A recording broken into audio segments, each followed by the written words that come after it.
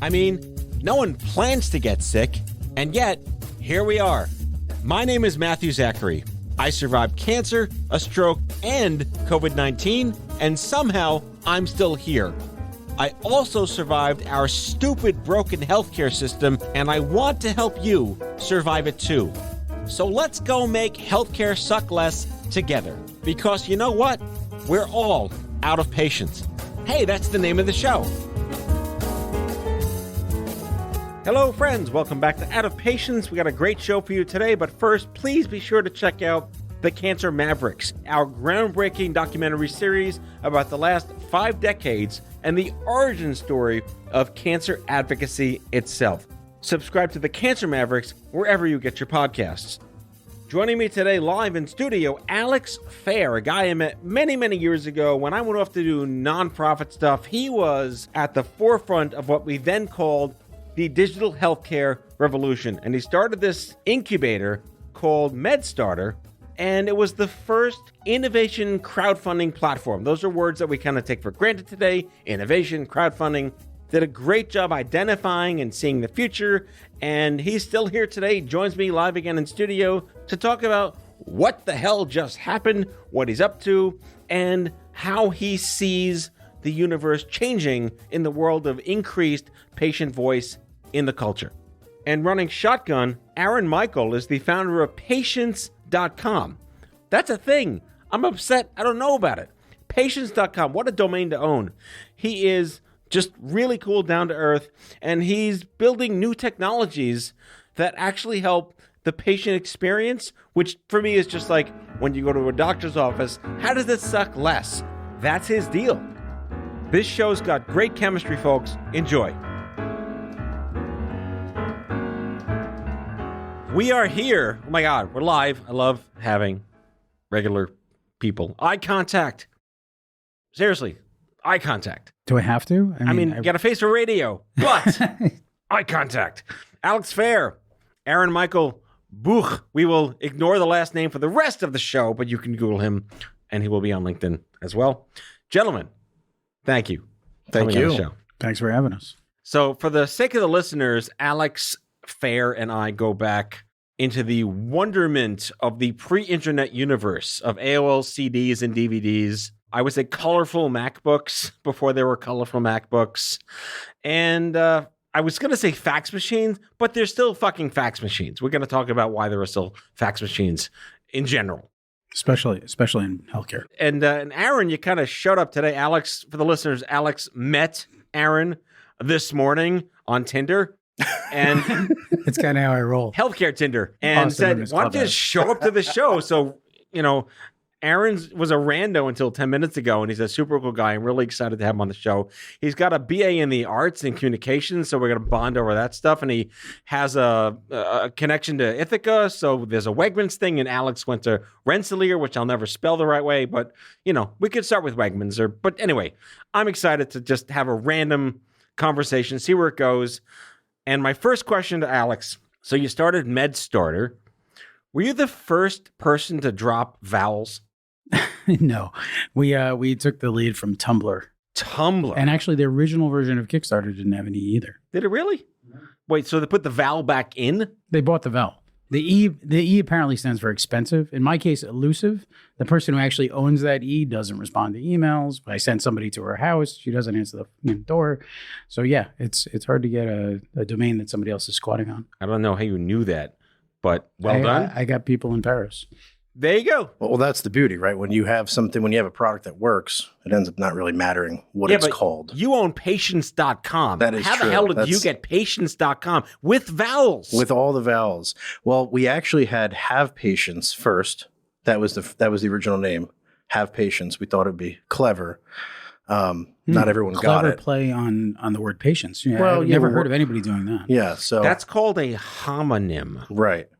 Which you know about. So we share the double entendre patience, and it ended up being something where we decided it felt better to have the real thing, and so we went after it. It was a long process. I've done a lot of domain purchasing. Was it squatted in like Malau or something, some Southwest Pacific island? It's funny you say that because it actually was owned by somebody in some Caribbean place. That is true. However, we worked with a guy who ended up being really nice. And the first conversation was, what do you want to do with it? Which I thought was very interesting versus how much you want to pay for it. And we told him about what we wanted to do. And the price dropped dramatically from where we thought it would be and from what we kind of originally talked about. It was still very expensive, but we think it was a great investment for us as the brand, obviously. But yeah, I mean, the guy was mostly about what are you going to do with it? And I want to see it go to something that's going to be good use. So when we pitched him sort of what our concept was, and he liked it, and he did a great deal with us. So shameless plug for a new show we've launched on OffScrip Media called Heart of Healthcare with Alex and our friend Heli Tecco. I looked at heartofhealthcare.com, $134,000 to buy it. So we registered heartofhealthcarepod.com for $9. And there you go. Gotta like the price. Yeah, exactly. So I'm looking at like a before and after. Like, so we go back to the mid-2000s. You're a relatively new organization that came out in the wake of all the shit we had to go through. And there's still shit to deal with. But you were the first. I think you were the first. We met at the Health 2 Universe early on. You were in New York. I think I spoke at one of your first events with Kenny Kane. Oh, Kenny Kane. Yeah. Love that guy. He's a dad now, by the way. I know. I follow him on everything. On everything, because he's everywhere. Yeah, he is. And crowdsourcing, like that word wasn't a word. Like people invented like crowdfunding, crowdsourcing. That was like when the microfunding idea first started up to help other people long before, what is it? The one everyone uses when they're sick, GoFundMe. Long before that was a thing. I mean, you didn't get that from Kickstarter. Like, where did you get the idea from? So no, on April 6, 2012, the Jobs Act passed, which sort of messed up some parts of crowdfunding, but it also enabled lots of others. So I like a week later, I was running this thing called the Healthcare, these are all hashtags, Healthcare Gamification Flash Mob. It's a lot of syllables. It's a lot of hashtags. But, one of the Zynga guys had come into healthcare and he wanted to do something on his own. He wanted to Angry Birdify healthcare? Yeah, exactly. And he had already done that for some other company and then was disappointed when they were selling the data to pharma. And so he's like, I'm going to go do something else. And so I'm going to move to New York. So I said, that's great, Thor, come on over. And we had a really great night, ping pong, all sorts of silly games. And by 5:30 in the morning, we had an idea called H Kickstarter, where the H was silent. It was just sort of a joke, but we were going to create a crowdfunding site to fund a startup I had been working on for years, which is one I had when I first met you, Fair Care. Yeah. And my name is Fair, Alex B. Fair. Very creative. Yeah, very creative. Thanks. It was Priceline for healthcare, and we had helped millions of people, but we hadn't really made any money on it. So I was like, let me go crowdfund it. And Kickstarter had said, no, we don't really want to be involved in anything in that space. And Indiegogo really wasn't a thing. The only project I could find in Indiegogo was a movie about how much the healthcare system sucked, right? Called Doctored. So I bought that and I sort of studied it a little bit. And I turned to my co-founder. His name was actually Mike Pence, different Mike Pence. And not that Mike Pence, folks. Not that Mike Pence. He was actually the original developer of Kickstarter. So we knew the Kickstarter founders, Barry and Yancey. Anyway, so I said, Mike, how long till we can get our own Kickstarter, whatever we're going to call it? And he said, well, I got one right here. So about a week later, and at the last minute, we changed the name to MedStartr. And it was just a goof. And we put 2 projects on the site, Fair Care, and that was my old company. And like 70,000 people came to the site, and a ton of them funded MedStartr. One of them, my cousin, put some money into Fair Care. So that's the first rule of crowdfunding. I know it doesn't really count. The first rule of crowdfunding is if people aren't going to pay for it even before you build it or after you build it, 2 years after you build it, then you probably shouldn't do it. You might want to go back to the drawing board. So we did that, and we switched the team over to MedStartr. And we had been running a community in New York called Health 2.0 New York City for a couple of years by that point. So we had a large community of healthcare innovation enthusiasts like myself and like you, Matthew, and like you, Aaron. And they're the guys and girls who put money down to pay for our first servers and to pay for more development. And that's how MedStartr really got started. We got a ton of news stories about us and podcasts and all that kind of stuff. Question for Aaron with a backstory. So when Stupid Cancer got started in 2007, it was off the heels of Livestrong's Young Adult Alliance initiative, which brought together hundreds of people and stakeholders that were like, why can't we give a shit about Gen X too? But what I learned there was that the words young adult cancer had never been put together before in the annals of medicine. No codes, nothing for that. And the stuff that we struggled with 10, 15, 20 years ago is very different now. So you have this organization, this wonderful platform, patients.com. What have we done right to make this suck less for you as a platform? Wow. Validate our suffering. I will. Yeah, I can do. Good luck with that. I only speak the truth. What I think that's done right is, number one, it seems like, we're talking about things that we actually care about. And that's the number one thing, right? And anything that's just not, entirely what you live and breathe is just not going to be anything that you can ever do successfully. I've tried it. I think we all have at some point. 100%. And I think that when you get to that point where it feels effortless to come up with content, when it feels good and you're happy to talk about those things, that's when you know you're in a really good place. So I think that's something that you guys have done really well. And that's something that, there's a ton of people who follow, obviously, both of you. And that's because the content's good. They're coming back for the content. And we live in a world where it's constantly, everywhere you go, I get my iWatch behind my phone, behind my MacBook, behind my tablet, right? There's a ton of stuff. So if the content's there, people are going to come back. And I think the content we were talking about is really important. And that's what's always going to be number one. Content is king. We know that. And that's what I think you've done really well. So another one of the shameless plugs of OffScrip Media, we've recently launched a docuseries called The Cancer Mavericks, which is about the people, not the disease, who forced the government, got rid of toxic masculinity, changed breast cancer best practices, established all these guidelines and standards, forced the budgets to exist. And the fight was very different in the 70s, 80s, and 90s. And even for me, diagnosed in 96 during, we call it Clinton cancer era, when there was kind of nothing for you at all. But I feel like when you become a patient, right, no one wakes up and says, I can't wait to get on Keytruda and listen to that Keytruda podcast one day. That doesn't happen, right? You're entering a marketplace you don't pre-research to care about. So you're at the mercy of the navigation potential in that space, right? And back then, you kind of just died. Today, there's great choices. But how do you square the circle on modern day access and awareness of shit in that store versus market access gaps and making doctors aware of these things? And who's responsible to tell you, the innocent bystander in the shit store? I think that the average patient's very, very confused. Where do I go? What do I do? Who do I trust? The more we do research studies on this for our company, the more we find out every day people trust less and less and less. Everything that went on politics-wise in the last couple of years, regardless, doesn't matter what side you're on, people are not trusting anything. It's happening all over the place. It's a real problem in healthcare. It's a serious issue. People don't know. Are they going to, we know a little bit more about this on the back end than probably the average person. I'm sure a lot of your listeners understand this concept, but am I going to this surgery center because the doctor is getting a kickback because he owns a piece of it? Or is that really the best place for me to go? Is this, are we on a population health model? Are we on, any specific, pay for service models? And how does that all translate, right? The average patient, it takes a whole career to understand that. That's an entire career, let alone, just the average patient. All right. Someone give Alex a cookie. Are you ready to answer the question? Yeah, but make it easy for me. All right. Small words. How do I know what to do when I get diagnosed with cancer? Oh, you have no idea. You have no fucking clue. It was that simple. You have to trust the doctor or the internet.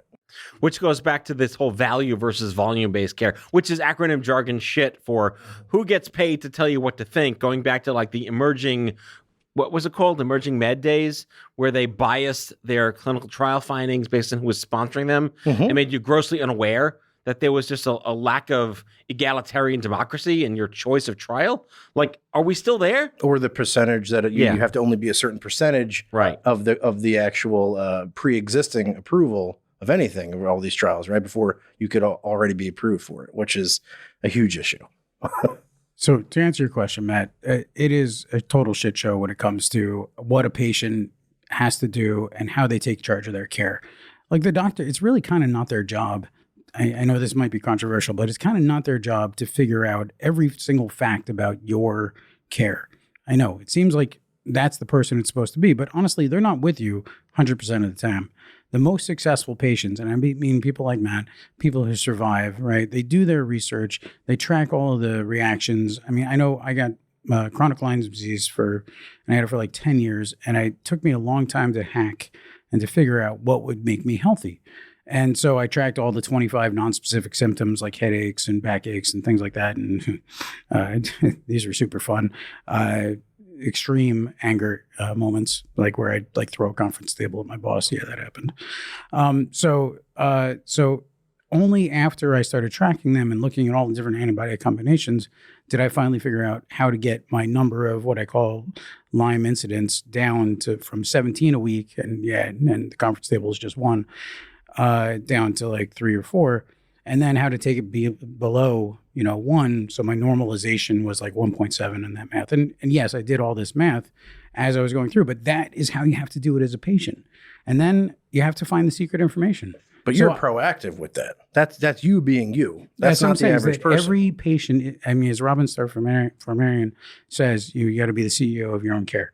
You have to really sort of, do it. But use Dr. Google, find out the information. Go to message boards. I remember when we were going through IVF, I did like 6 rounds of IVF to have my 2 wonderful children.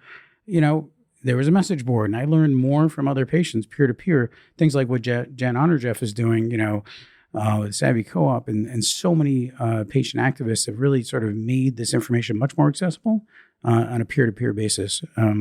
So I think that you're the captain of your care. And yes, you can get advice from doctors, you can get diagnostics, you can find out all of information, but at the end of the day, you're the one that's with you all the time. So when a PA in my world-class Lyme disease doctor's office said, look, I like you, Alex, so here's what I'm going to tell you. I'm going to tell you that the way to really get that all the way down to make it so you don't have Lyme disease anymore is just clean living. So I stopped drinking. I stopped smoking. I lost weight. None of the intravenous drugs, none of the women. No, I'm kidding. Those last 2 aren't real. Hey now. Anyway, so about 10 years later, I was completely symptom free. I could drink again. Wait, you mean living a healthy lifestyle makes bad things go away? I know, right? It's you'd think that it would. This is the radio, but I'm doing the head explosion thing. Well, I'm not saying it's going to work for cancer, but right. for the last bit of Lyme disease, it definitely helped. All right, is it fair? Again, no pun intended. No pun intended. Is Alex fair? Alex be fair. Is it fair to conflate the be your own advocate trope with everyone is born with chutzpah? There's several words in that sentence that I didn't understand. Remember, I went to RPI, which is engineering and science school. We're not really big on words. Not everyone's born. Can you make it simpler? Not everyone is born with moxie, with precociousness, with chutzpah, right? I say this all the time in my show. How do you just be your own advocate when not everyone is that by congenital nature and not of only their that, being? We want to trust the doctors, right? We want to trust the white coats. We want to think that they know everything, but honestly, they've got 7 minutes on average with you per 6 months if you're lucky, right? Most of us don't even go to the doctor that often. So at the end of the day, you're the one who's with you. You see your symptoms, you see what's happening, and if you're not going to do it for yourself, who will?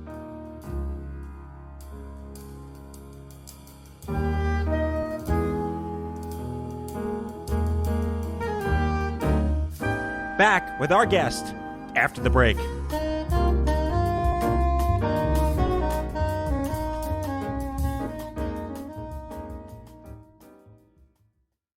Has your chronic illness made it difficult to continue working in the traditional way? Want to learn how to find and create flexible remote work that both accommodates your chronic illness and generates an income? Join the Patients Getting Paid membership, a community of chronicpreneurs where people just like you find workshops and trainings, weekly updated condition-specific gigs, twice monthly coaching calls, co-workings, accountability, and the kindest community to support you on your path to make money while working from anywhere and taking good care of yourself. Learn more or join us at patientsgettingpaid.com.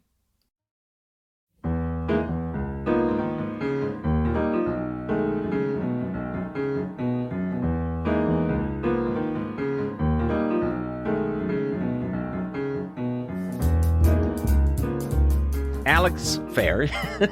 Yes, Matthew Zachary. You just made some great points, and I want to go back to Aaron and your business. I mean, again, it's not really a plug for patients.com, but I love the domain. You have the domain. Yeah, we do. Why do you think we invited him? Yeah, it's all about the domains. Your business model seems to be a combination of helping doctors get more patients to their clinic, but at the same time, helping patients know what the fuck is going on. Right. So how do you bifurcate that? Another big word. Alex, another word? To separate into two. He's a human dictionary. What does he win, Chuck? So what I think is really interesting is that most people, when we talk about physician marketing and healthcare marketing, they really think about, billboards and TV and all this other stuff and talking about the doctor and all those other things about, how great they are. And we work with a lot of great doctors, we do. They're highly trained. They're some of the top of their field all over the world. But the ads actually, whatever they are, and when we're targeting patients and doing what we do, it's really about empowering the patient. So everything Alex just said about him and how he went about his, and we know, most of your listeners, I'm sure, know your story and how aggressive you had to be and you had to fight to live, literally. It's, yours is the extreme side of it. But a guy living with back pain who has very serious back pain, they don't live a life. They live in a chair. Right? That's their life. They can't move. And they become very, de-incentivized to, is that the word? I'm going to you. Disincentivized? Disincentivized. Should I have said Dear Oxford English Dictionary. Dear word dudes. They become very, they don't do it. It's that simple. They give up. That's the simple thing. They give up. And a lot of people do that because they don't understand. How do I take the next step forward if I don't know what the next step forward is? So a lot of the advertising we end up doing really is about empowering the patient. We did a big campaign called, Never Let an Injury Steal Your Passion. It was all about focusing on the passions of the patient. I think that's a very strange place to be. From the data that we have, it's not so much about, do they care that he went to Tufts? Do they care that he's trained at all these, at the Cleveland Clinic and he was the top of his class and did all this stuff? People care, but they're way more interested on who did Conor McGregor's surgery. That's more interesting to them. Wait, do you consider what you do more on the consumer facing side, like protecting? I mean, the word patient can be thrown about here and there. Sure.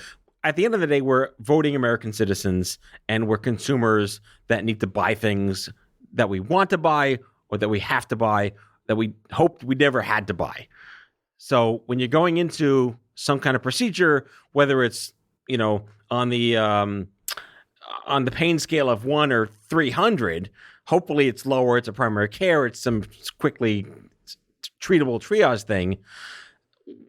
How do you factor in the right ways to tell the right messages to the right people? So there's two pieces we always talk about that are really important. We have a section called immediate action patients, and there's a group of people who are immediate action, and then there's a group of delayed action patients.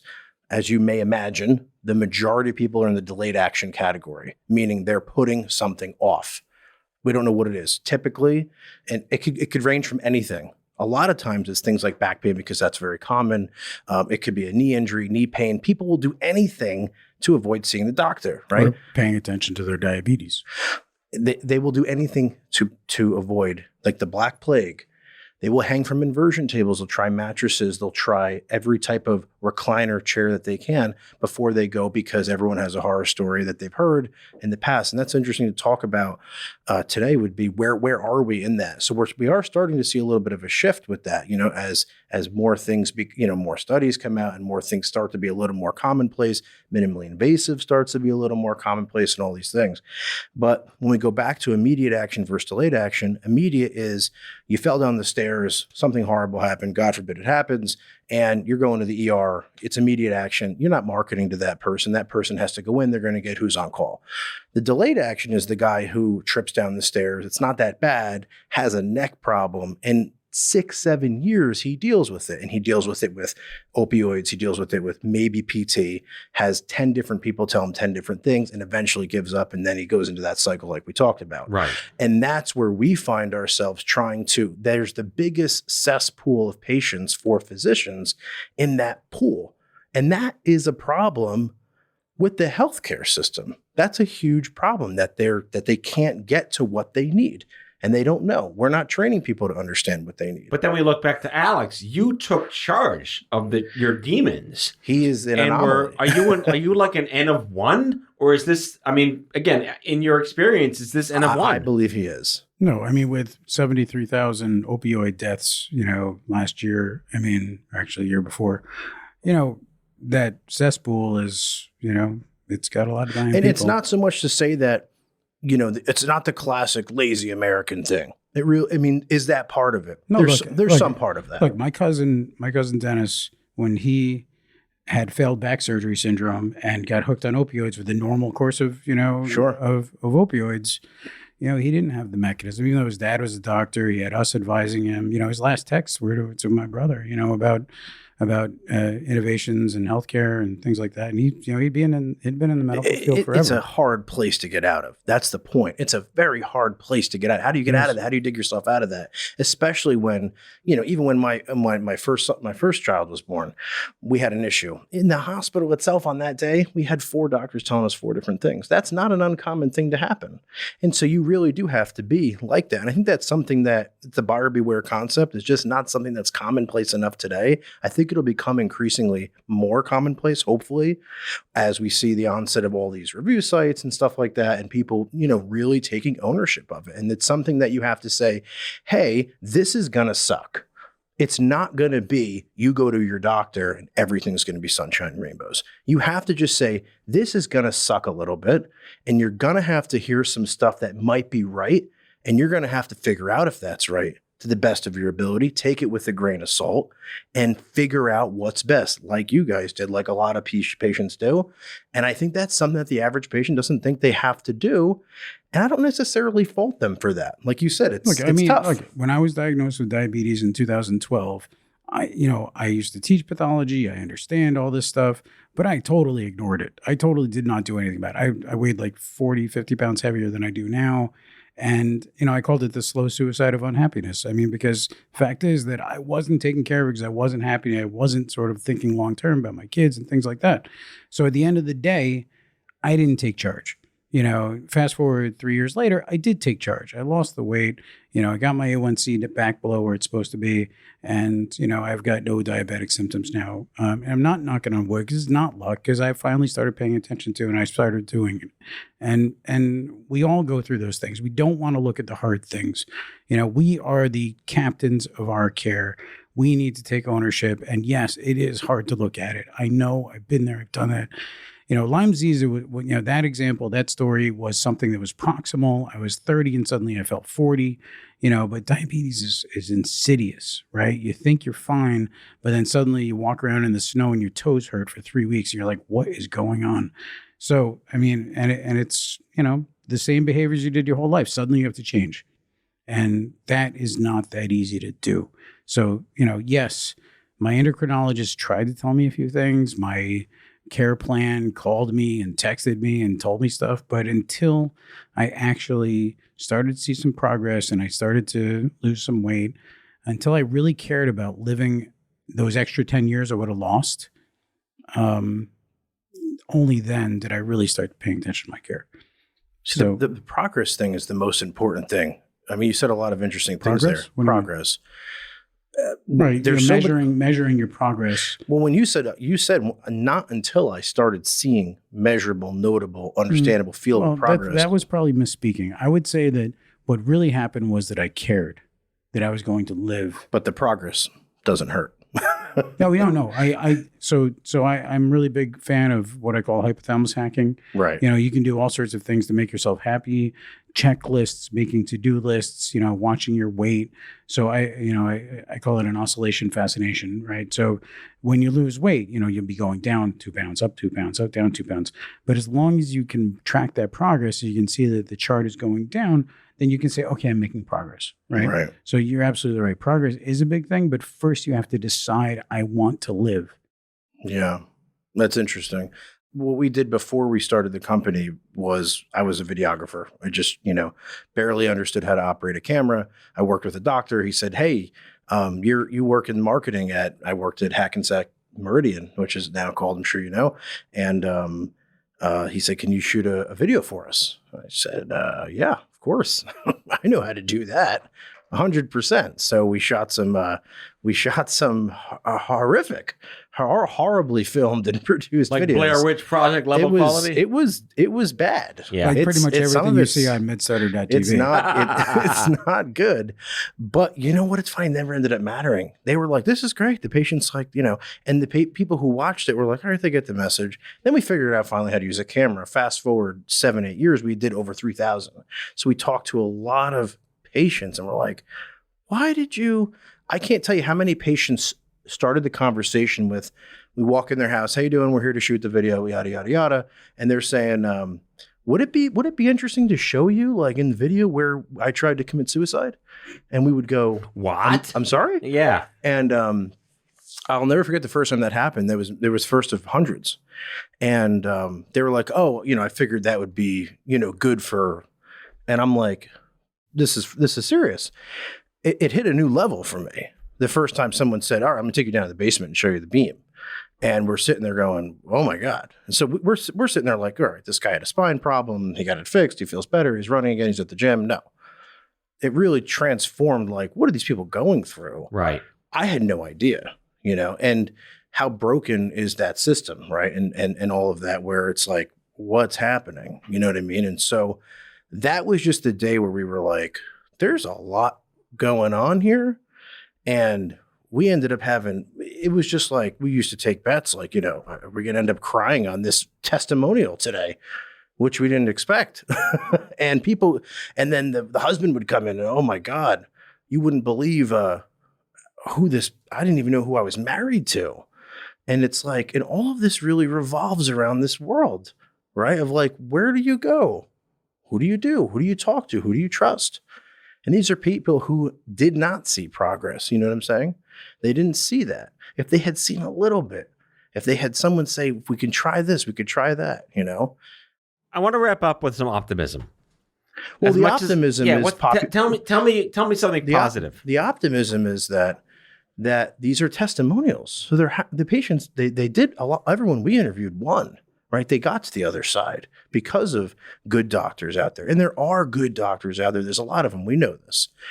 And there's a lot of these population health models, which is a whole nother discussion, but they're focusing on trying to get to wellness and pre-diabetic things before they happen. And right. There are these things that are happening that whether who's pushing them, we don't know who does it. Sometimes it's a hospital, it's an organization, but there are a lot of things like that happening that I hope and I pray, and I think we are going to head in that direction, that we're going to see people incentivizing those good behaviors and incentivizing those things and have more transparency. And that's what we need to have happen. Alex, you've invested in a lot of companies. Do you have any one particular case study that stands out as, man, this one made a dent in the universe? Well, the biggest, I wouldn't even say dent. I'm going to say like it turned a car into an accordion, which is not a fun thing. To Aaron's point about progress and transparency to the data. So we have one company called AlertG, ALERTGY. And this started when the founder's wife was in hypoglycemic shock, catatonic, staring, couldn't wake her up. And he's an engineer. And he's like, why would this possibly happen? How could she do this? And how could she not know and not have some orange juice or whatever? And I wish that I would have been alerted. So AlertG is about an alert for glucose. And so he invented a watch. Well, at the time, it was like the size of a refrigerator. But he invented what's now a watch that uses radio frequency, no needles. And for $300 a year, thereabouts, you can actually have a CGM for a pre-diabetic, for anybody, for the 500 million people in the world who actually have diabetes or pre-diabetic. You can actually go and look at your watch and get an alert on your phone and tell the people that you love and that love you that, hey, I need a cracker. I need some sugar, right? So this totally changes the game. Right now, if you tried to get a Dexcom or a Medtronic or Abbott, a CGM, it's, $10 to $50 a day. This is pennies a day. Well, when you said $300 a year, that was shocking. Well, you buy the watch for $360, yeah, and then you pay for a service, but you don't even really need to pay for service. But the thing is that they just got it down to the watch level. It's actually just as accurate as all those CGM leaders. Doesn't have a needle at all. Just uses radio frequency. And here's the best thing: you can tune it for things other than glucose. You could tune it for PSA. You could tune it for COVID. You could tune it for different things. So they did their first trials at the Cleveland Clinic and another company called Complete Care. They're doing the next round of trials. We're actually doing a dog and pony show for them a couple of weeks to bring some of the bigs in there, some big investors, and it's really exciting. So to me, that is going to change the entire paradigm for not just diabetes, but for lots of things, for cancer, for cardiovascular disease. I mean, if you can measure cholesterol with this thing. So anyway, so that I think is the hope. And if you look at a lot of the companies, whether it's Miami that treats 67 different autoimmune diseases, lupus, RA, long COVID. They're doing a study with long COVID at Mount Sinai right now. Your Coach, which brings fitness coaches in, because like what you're talking about is how do you really motivate yourself? Well, the doctors don't have time. It's kind of not their job. So do you think technology will catch up to us it's right not at the just right technology. time? It's also different care paradigms. Right. So you have value-based care, and accountable care organizations and all of these different things that are no longer being paid on a fee-for-service basis, but are being paid to keep you well. So if you have a red light, green light, and yellow light, right? And if you're driving, you go faster in the yellow light so you don't hit the red light. But if it's your health and you're in the yellow light, you're pre-diabetic, wouldn't it be great to get back to green, right? So that's a great metaphor. I love it. It's actually from my friend Rick Goldman. Reminds me of like Go Dog Go by Dr. Seuss. If Dr. Seuss was our doctor, I think we'd all be a lot happier. On that note, we have to wrap, but I think we just finished our first episode of MedStartr, the podcast series. Spaceballs, the flamethrower. Like, there's got to be some version of that. Look, this is a very compelling conversation, a rabbit hole that could be discussed ad nauseum. Absolutely. But I think we could come back and really look at solutions. My listeners like to hear that there are actually success stories, actual progress. And there are. And that's really important. So, Alex Fair, Hendrick Hudson High School graduate, according to LinkedIn, and no other credentials whatsoever. What? No. Clubhouse fangirl? I'll give you that too. Anyway, founder and CEO of MedStartr, managing partner of MedStartr Ventures. Super cool. Aaron Michael Buch. Whatever. Aaron Michael. Have two first names like me. Aaron Michael. I like I'm christening you, Zach. Aaron Michael. Yes. Founder of patients.com. And when you're back next time, this whole brewery thing you're working on, I got to know about that. That's a great story. Yeah, absolutely. I would love to. Gents, more to come. Thank you for being on the show. Thanks for having us, Matt. That's all for today, folks. If you like today's show, be sure to subscribe, leave a review, follow us on social, and tell all your friends to listen. Out of Patience with Matthew Zachary is a product of OffScrip Media. Our executive producer is Matthew Zachary. Our senior producers are Brianna Seeley, Jen Horanger, and Andrew McDowell. It is mixed and edited by Brianna Seeley. Our theme music is by the Mike Van Allen Quintet and by Mara. For advertising and media inquiries, email media@offscrip.com. Hit us up at contact@offscrip.com to share comments, feedback, and make recommendations. For more information, visit offscrip.com.